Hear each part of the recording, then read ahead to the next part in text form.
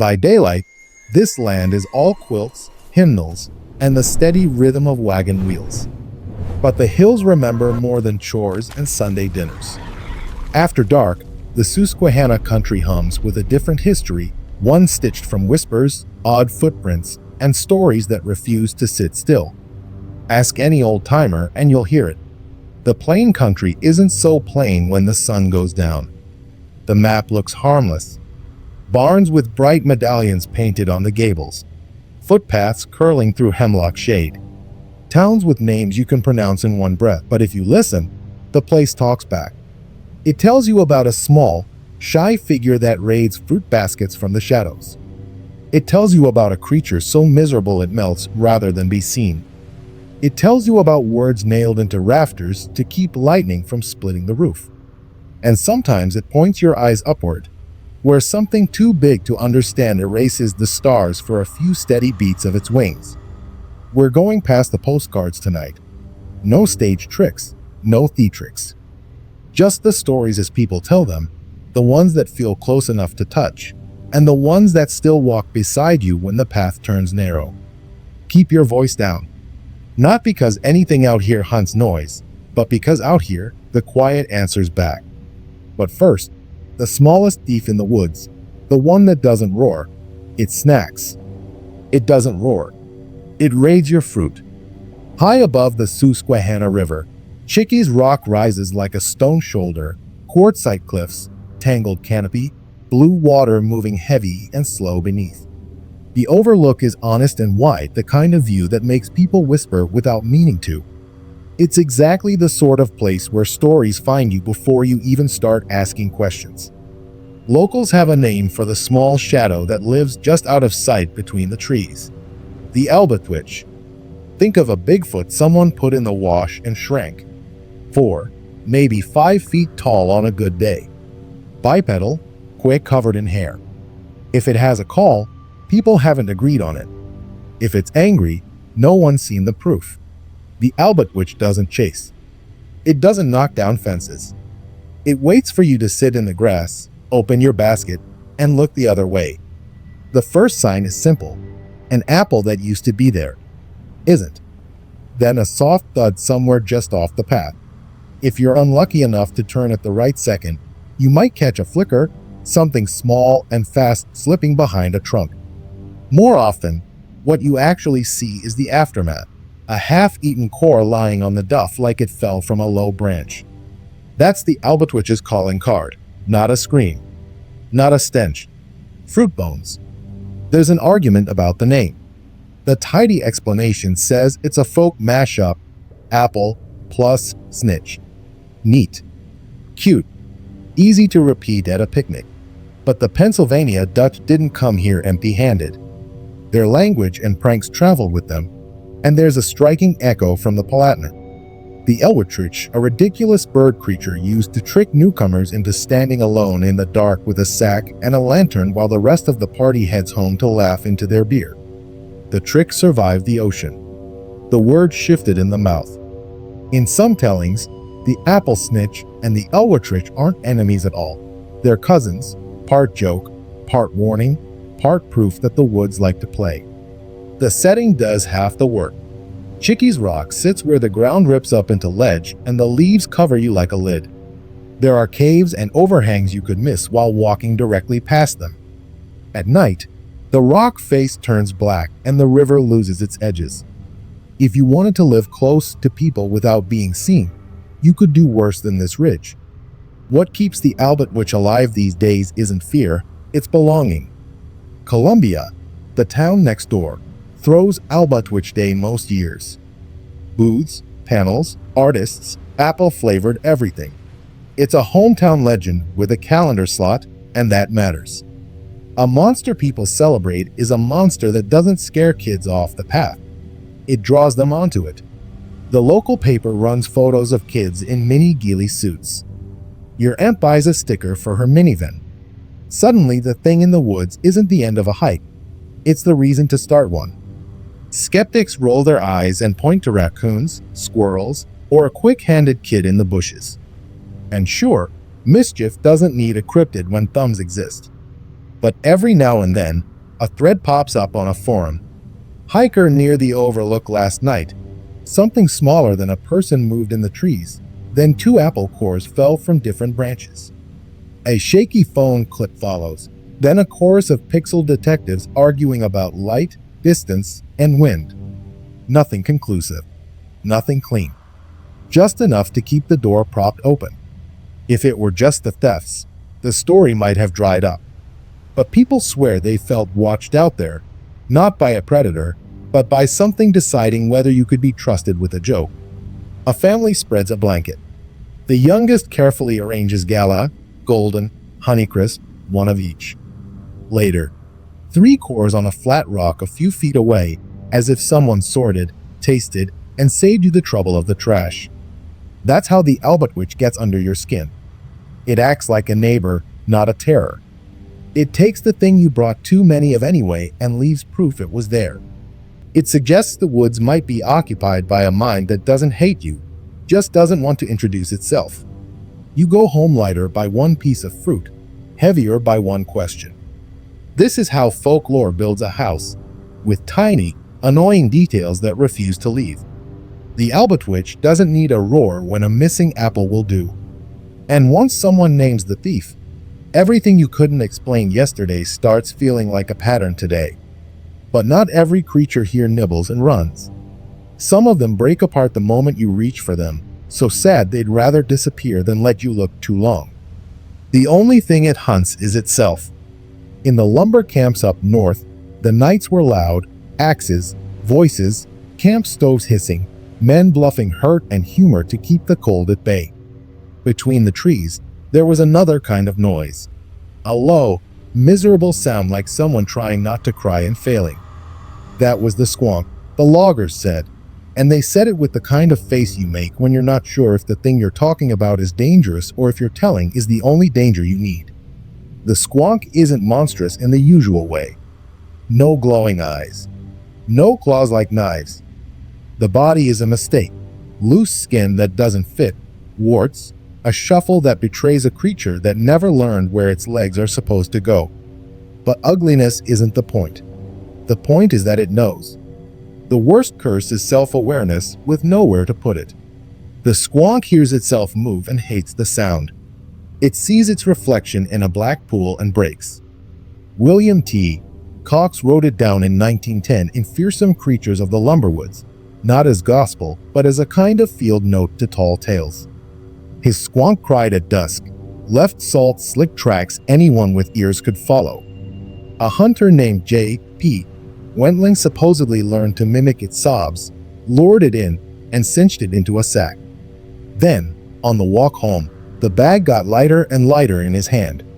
By the time he opened it, there was nothing inside but warm, soapy liquid.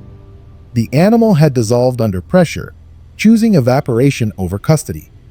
That detail, dissolving into tears, does something no fanged monster ever does. It makes you complicit. You were the cause. You didn't mean to hurt it, but you pushed it to a choice it shouldn't have had to make. In most campfire stories, the moral is simple. Don't go there. Don't touch that. Don't mock the night. In the squonk's world, the moral looks back at you and asks what kind of person you are when someone else's shame becomes a game. The legend never really vanished. It just changed outfits. In the 1970s, rock bands dug it up and put it on wax. Steely Dan joked about squonk tears. Genesis told the Wentling story with drums and echo. The creature made it into books and games, then into a strange corner of internet culture where Ugly Cute has its own throne. Plushies, fan art, little ceramic lumps with big wet eyes. People collect sadness in a body you can hold. If you want to turn the squonk into a natural animal, you can try. Folks online float theories like balloons, a diseased pig, a mangy dog, a malformed raccoon glimpsed at the wrong angle. None of those explain the part that matters, the way the story makes you feel bad for wanting to see it. Monsters are easy when they're hungry. Monsters are harder when their worst hunger is for a different skin. The squonk doesn't threaten you. It threatens your idea of what fear is supposed to be. It's no accident the legend took root in Hemlock Country. Those forests are dark even at noon, and the needles muffle the world. The men who felled those trees were away from families for weeks at a time, sleeping in a noise that only quieted when the jokes ran out.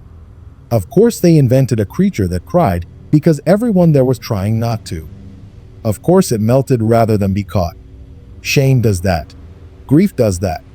So does a winter that comes early and leaves late. Walk a hemlock trail at dusk and your brain will do the rest.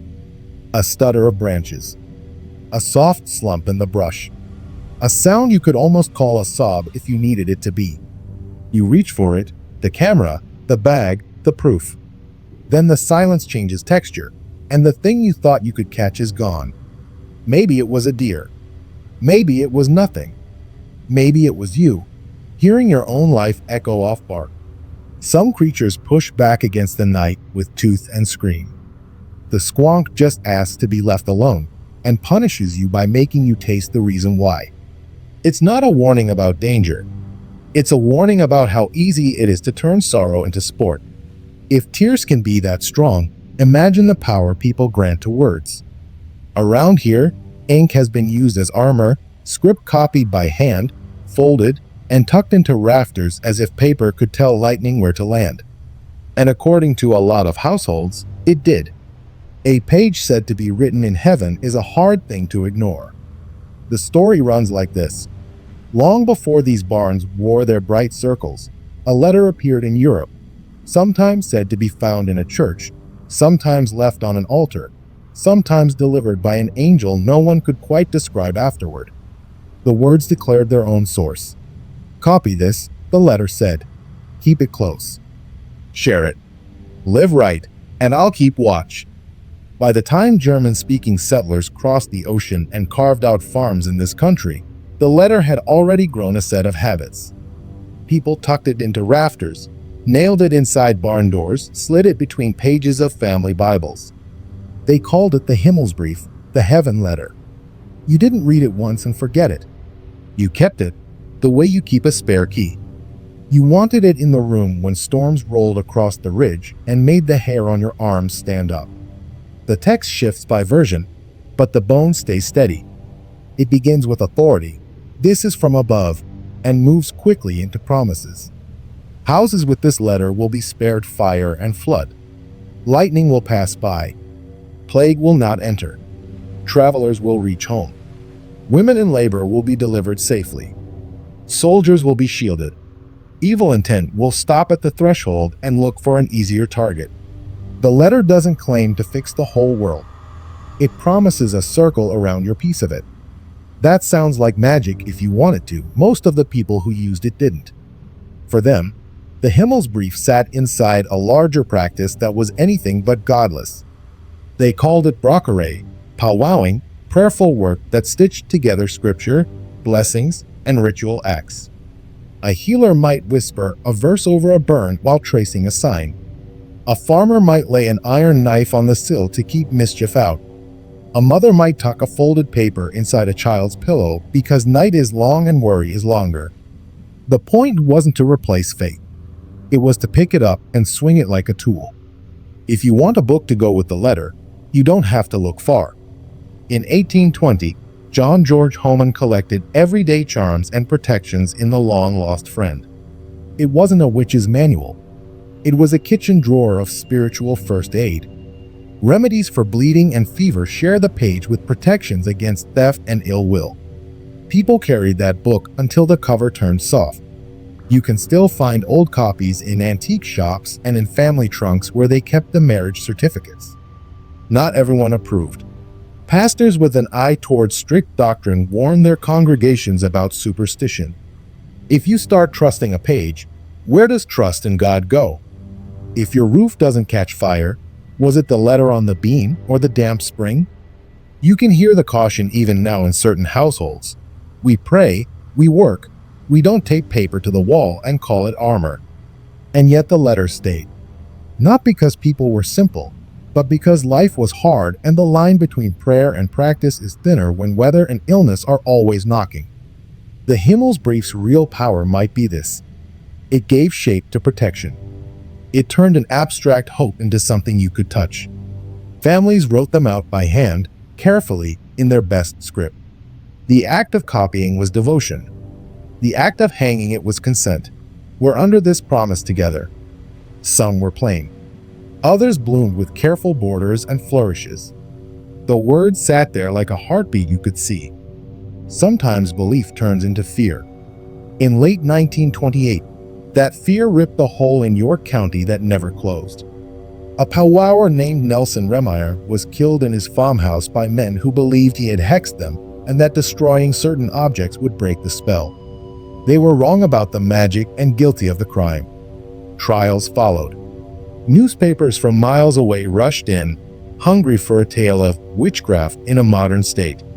The case became a shorthand, Hex Hollow, for everything nervous outsiders thought these valleys were hiding. For the people who had quietly kept a Himmelsbrief by the door for years, the noise felt like a theft. Outsiders spoke about them in the same breath as violence. Faith got misread as fanaticism.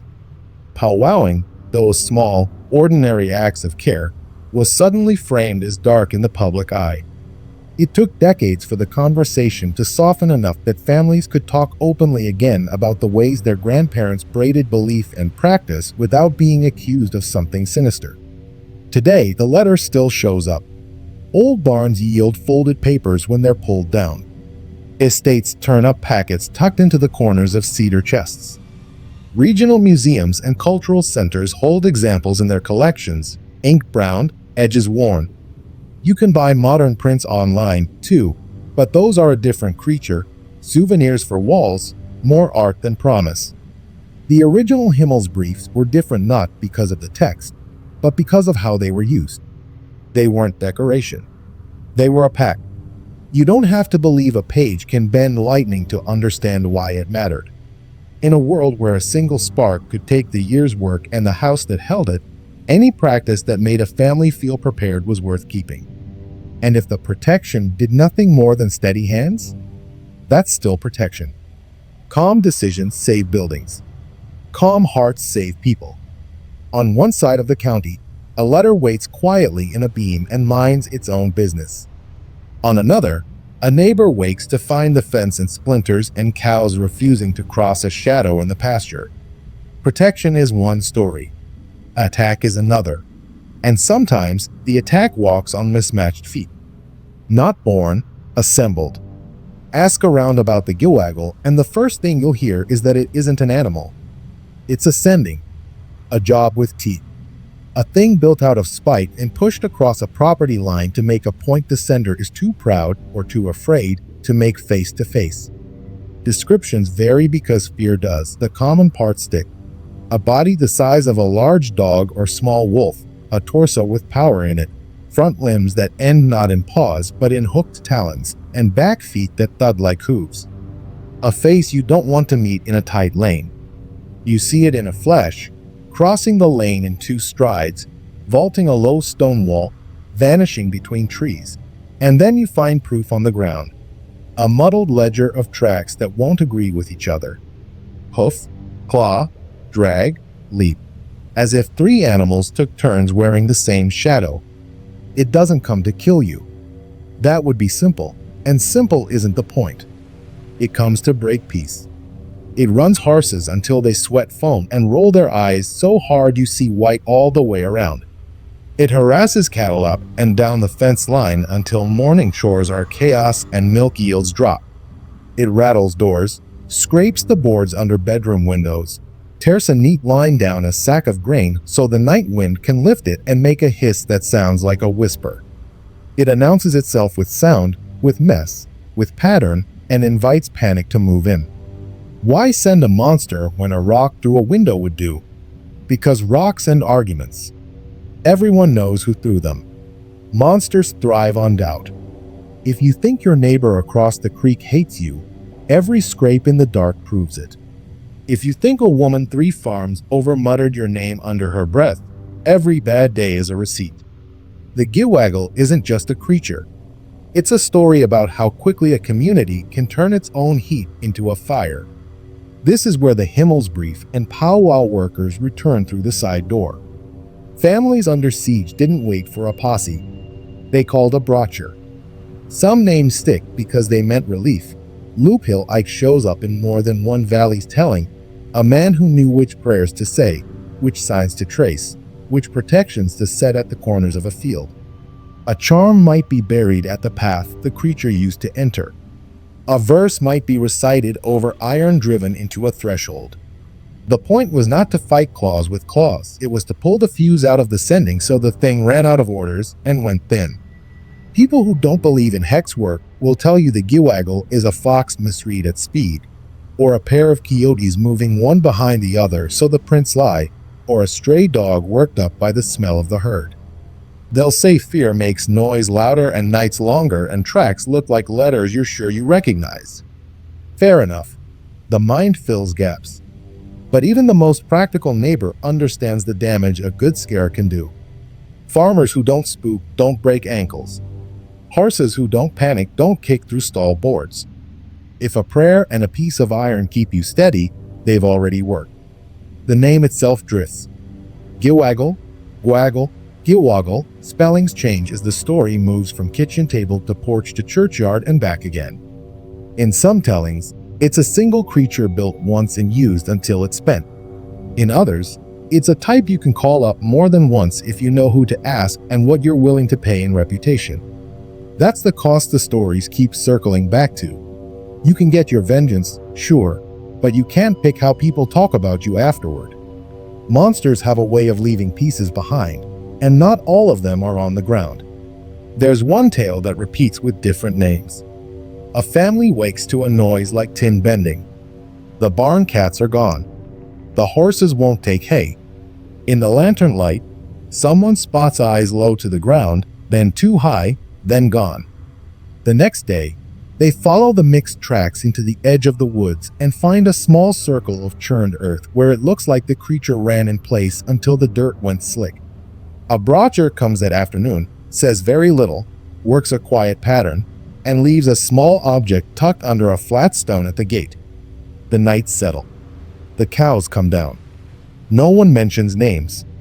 The feud cools without ever surviving the light. We love neat endings. The Giwaggle doesn't give them. It's a reminder that the worst things we face don't always jump on us from the dark. Sometimes they're built 2 doors down, fed on rumor, and trained to scratch just hard enough to ruin sleep. You can fight that with a shotgun if you want, or you can cut its orders off at the source.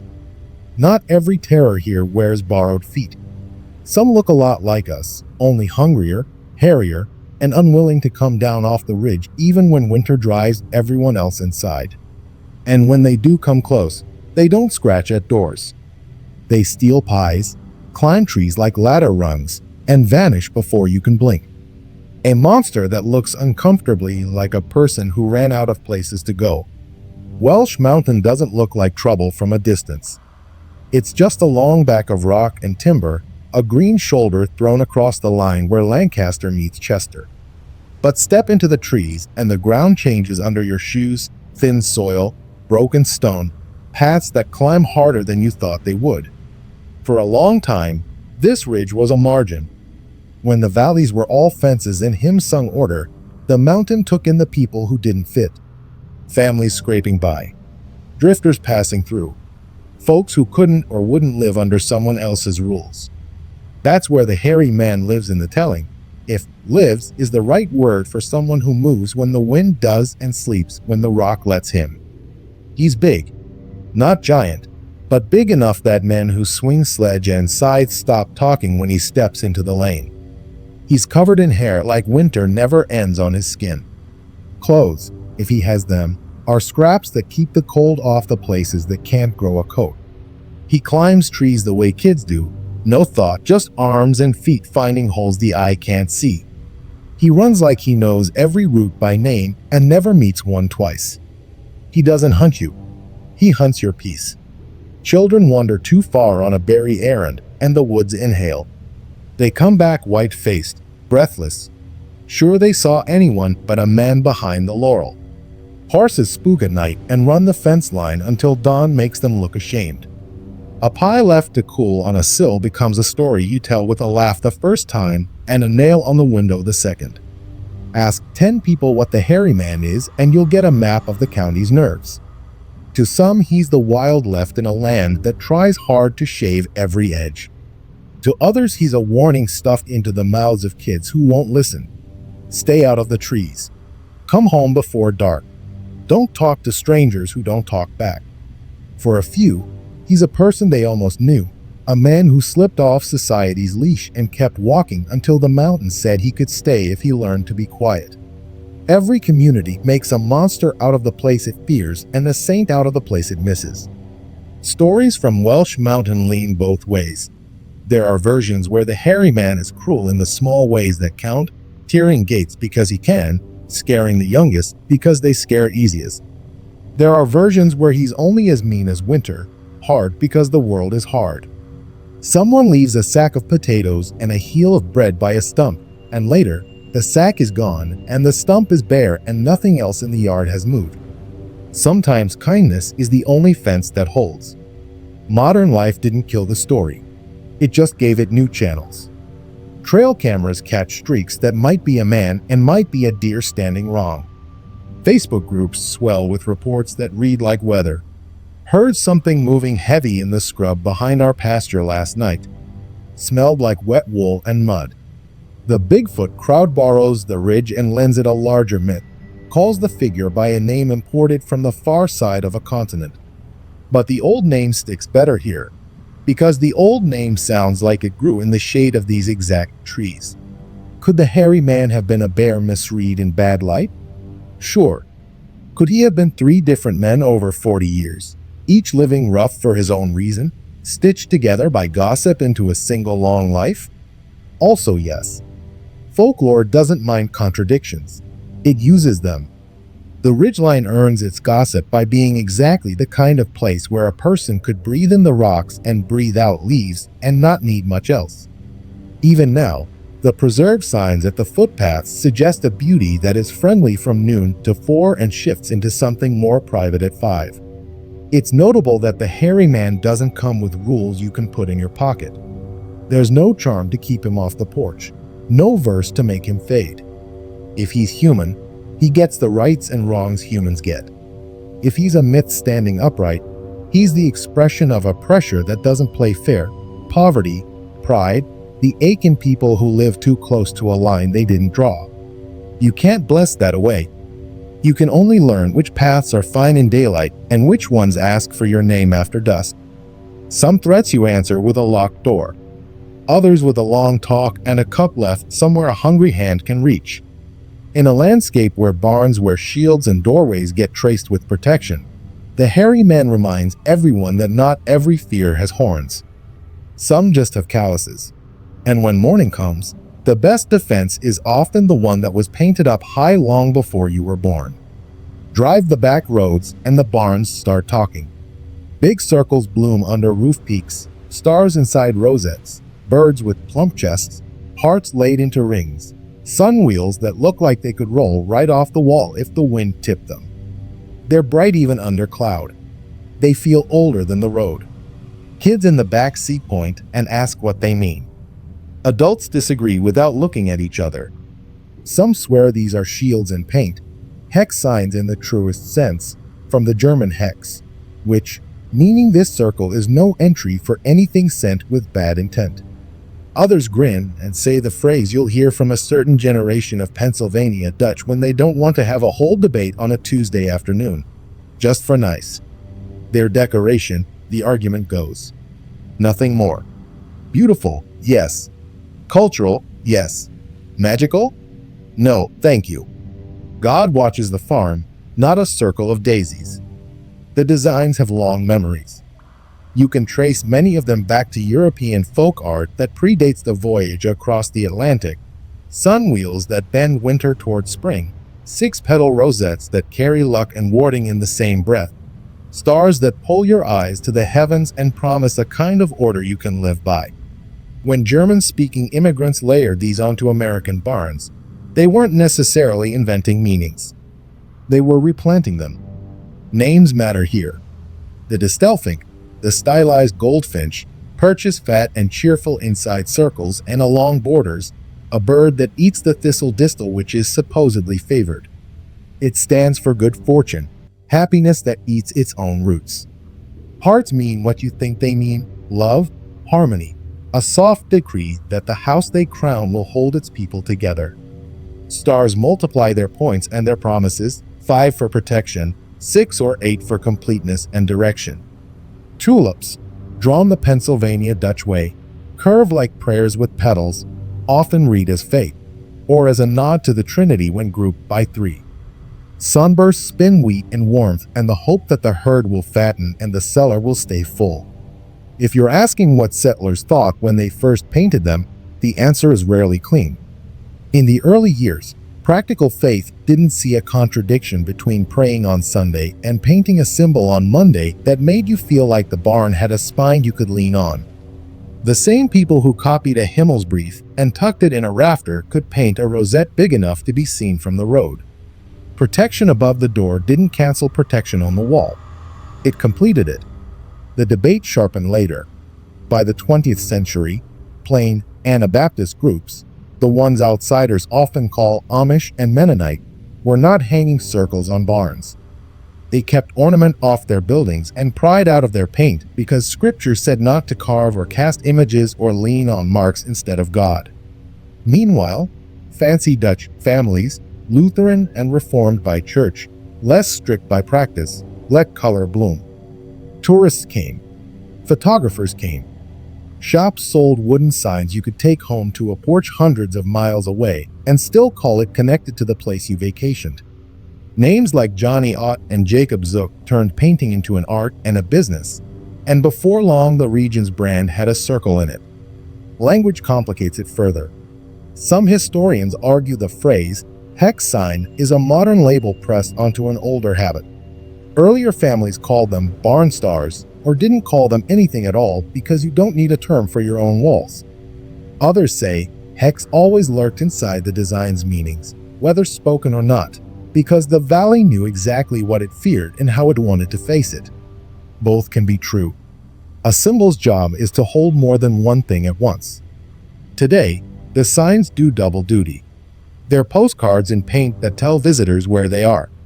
They're also embers of a worldview where pattern pushes back at chaos. Etsy is full of modern spins, moons swapped in, script added, colors tuned to match a sofa. Witchdock claims the circles as workings, sometimes respectfully, sometimes without any idea of the old lines they're crossing. In farm kitchens and church lots, the old debate repeats.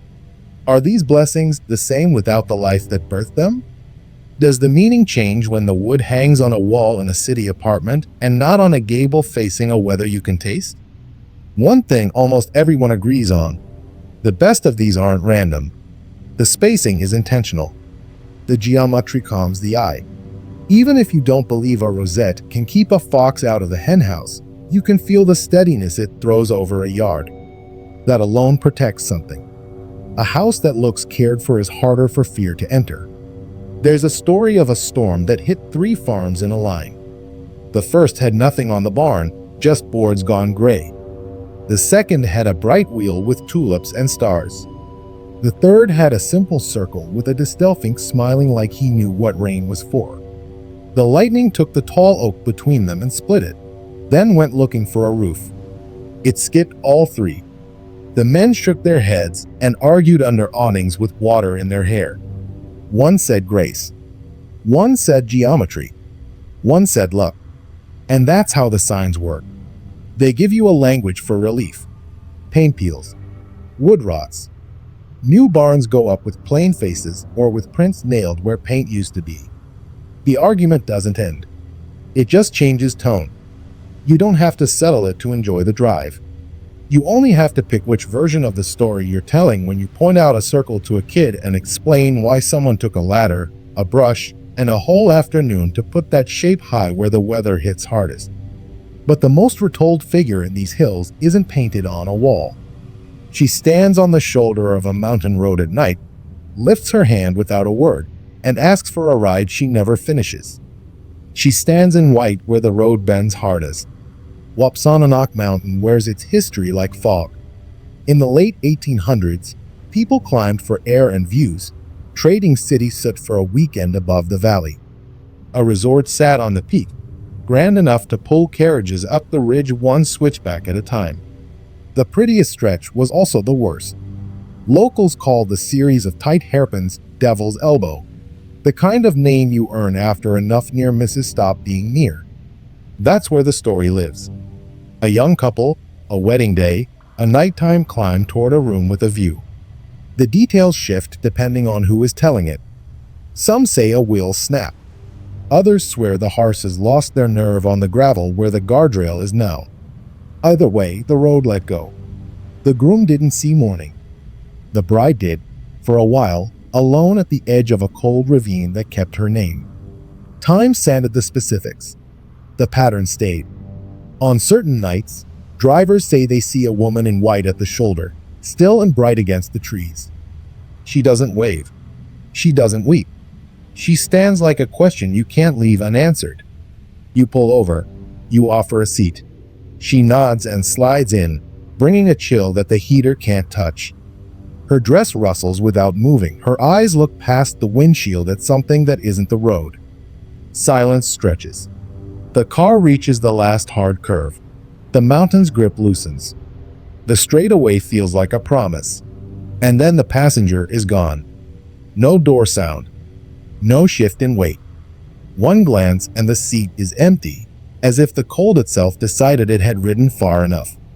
You pull over at the first safe spot, heart hammering in your mouth, and there's nothing but your own breath and the dark. People retell the story because it plugs into a socket already wired in us. The vanishing hitchhiker who needs a ride home and disappears right before you can deliver her.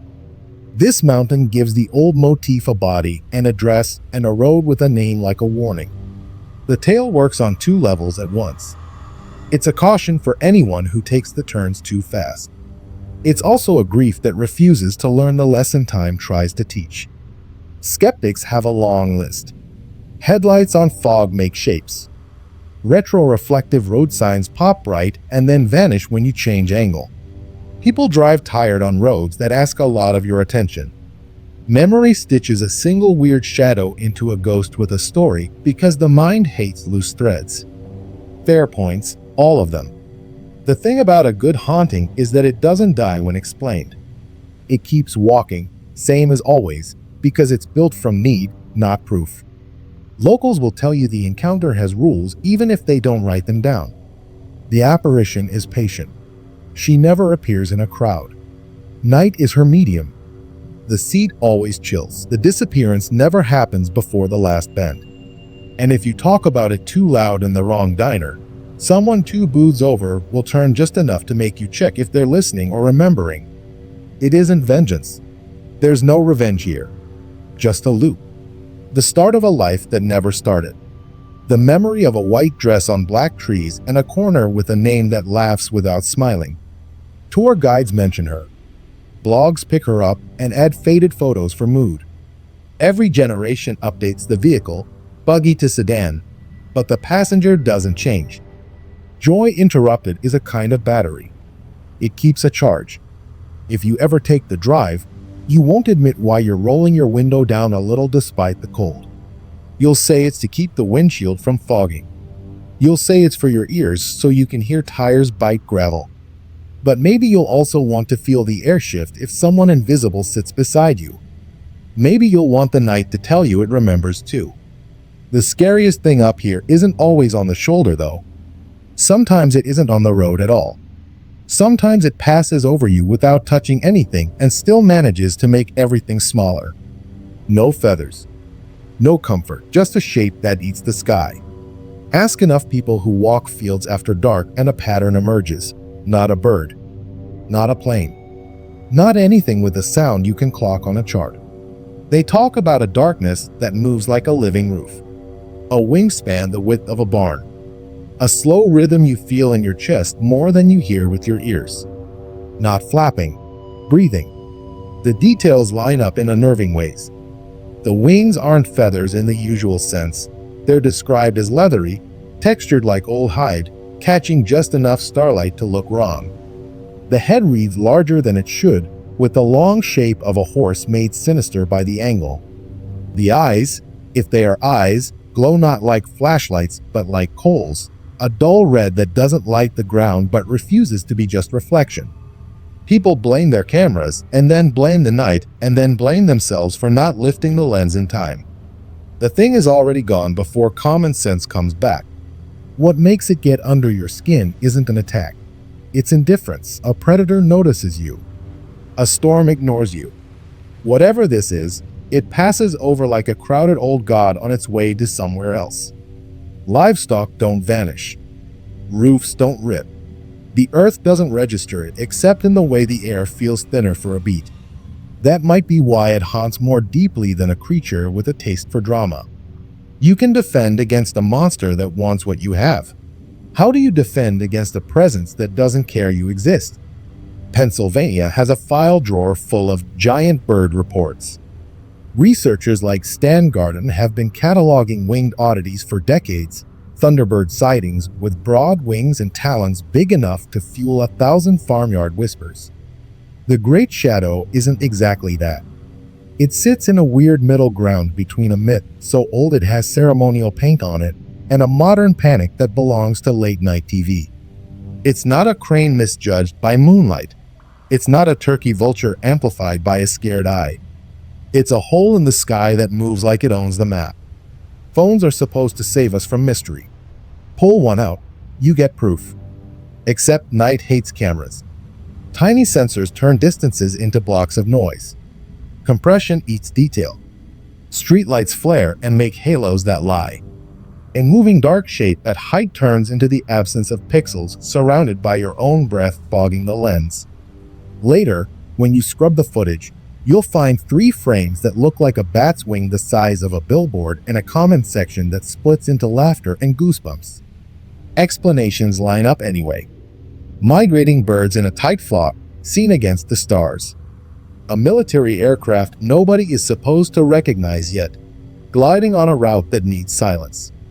Bats closer than you realized, their nearby wings blotting out the far sky long enough to feel engineered.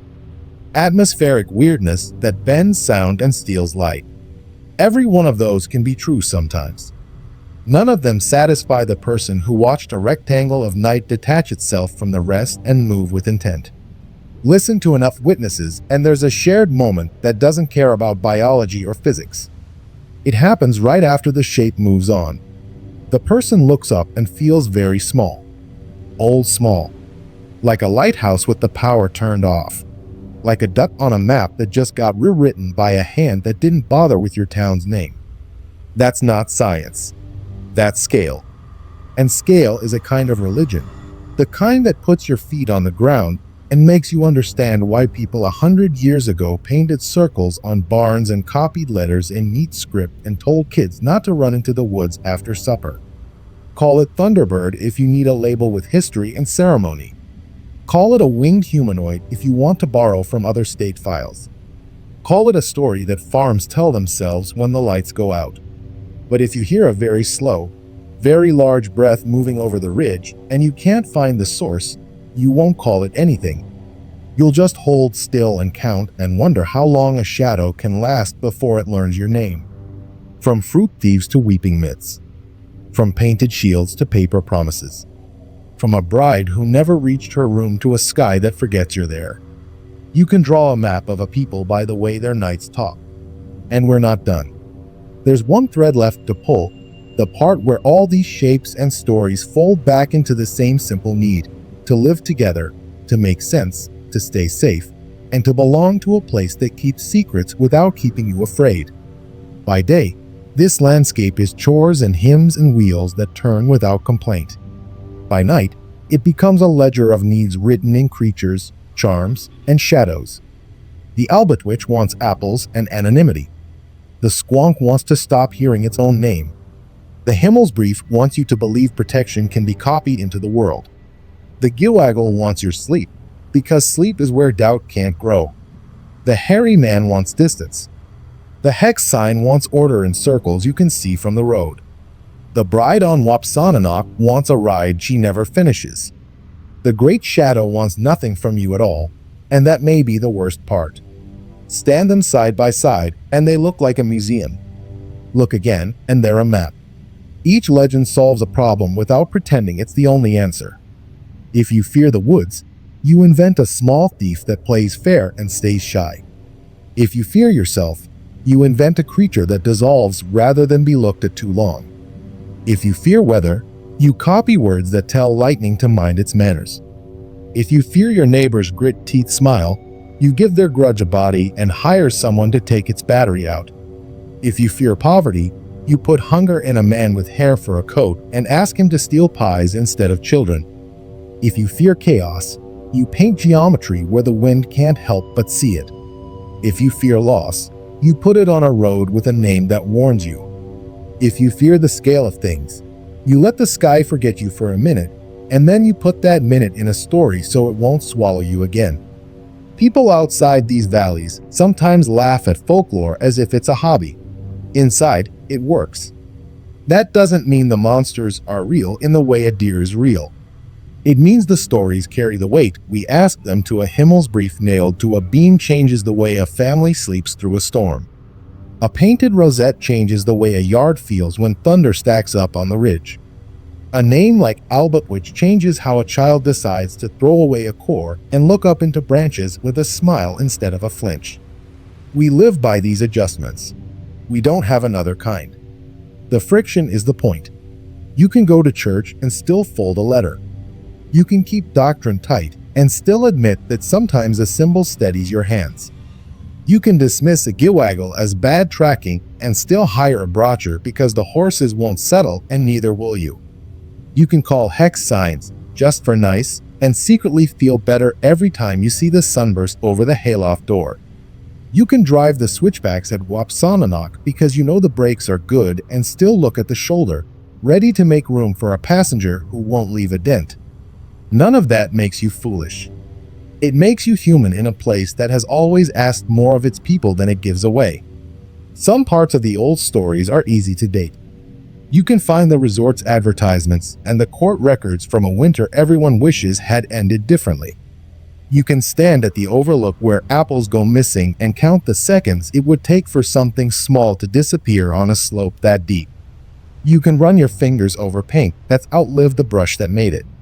You can hold a Himmelsbrief that outlived the person who wrote it. You can trace the lines of the Distelfink's belly and understand why someone wanted that shape looking out over the fields in February. Other parts refuse the calendar. They live in the space between what you can say and what you'll only admit after the second cup of coffee, when the room is warm and everyone there is on your side. We saw something. We heard something. We laughed when he told it, and then we heard the same sound a month later and we didn't laugh anymore. These are not proofs. They are agreements between neighbors. The signatures are the way the stories keep matching across years without anyone planning them to. The internet didn't kill any of this. It archived it and gave it exit ramps. Festivals turned the Albutwitch into a mascot with a calendar date, and that keeps the legend fed without starving the woods. Podcasts and late-night radio stack new ears onto old tales. Forums let night watchers compare notes in real time, which adds noise and also adds that one account that makes an old person at a kitchen table nod and say, yes. That's the part they always forget. Even the videos that prove nothing do something. They teach you what the interesting kind of nothing looks like. If you pull back far enough, a pattern shows. The stories that endure here are the ones that offer relief without asking you to betray who you are. Plain families keep their walls unpainted and their prayers spoken. Fancy families keep their wheels bright and their circles brighter. Both can walk under the same great shadow and come away with a tale that fits their house. Both can listen to a dog's sorrow and decide what to do with it. Both can raise children who know the road's worst curve by a name that belongs in a sermon and in a song. There's a rumor some people like, the kind that ties threads together whether history agrees or not. It says a barn came down in a storm and the family salvaged the boards and stacks. Under one that used to hold a rosette, they found a folded paper gone the color of tea. A Himmelsbrief. Maybe it was there all along, hidden under paint and plank. Maybe someone tucked it there and forgot or died and took the memory with them. The point isn't proof. The point is the feeling that the circle on the wall and the words on the paper were never arguing. They were saying the same thing in two languages at once. These hills are not a museum of fear. They're a school for attention. They teach you to notice when apples move, when sorrow gets too quiet to be safe, when grudges take shapes you can follow, when a person is a legend because no one looked close enough to see the person, when paint does a job prayer used to do and still does, when a road bends like a test, when the sky asks you to consider your size. You don't pass these classes. You attend them your whole life and leave notes where your children will find them. So here's the invitation the stories won't say aloud. Pick your night. Pick your place. If you had to spend one dusk to dawn stretch in this country, where would you go? And what would you bring as your shield? An apple left on a stump as an offering to a small shadow. A folded page with a name that steadies your breath. A circle painted or hung where light can touch it, a pocket rule that says, "Turn back at the ridge when the trees start talking." A friend who knows when to be quiet and when to laugh. A camera you might forget to raise because wonder got there first. And when morning comes, if the basket is lighter, if the ground at the gate is scuffed by something that can't make up its mind which feet to use, if the road looks ordinary and the shoulder looks empty and you still check your passenger seat before you pull away, if the sky is clear and somehow you still feel watched, don't argue with it. Put the feeling where it belongs, in a story someone else needs. That's how these legends keep working. Not because they're perfect, but because they're useful. The quilts go back on the lines. The medallions catch sun. The dogs nap without forecasting. The barn's dry. The ridge lifts its shoulder and keeps its secrets until dark. The next time the quiet starts talking, you'll recognize the voice. And you'll answer back, not with fear, but with the old tools that always worked here. A name, a promise, a pattern, a question. Which of these would you face for one night? And what sign would you trust to bring you home? Tell me in the comments.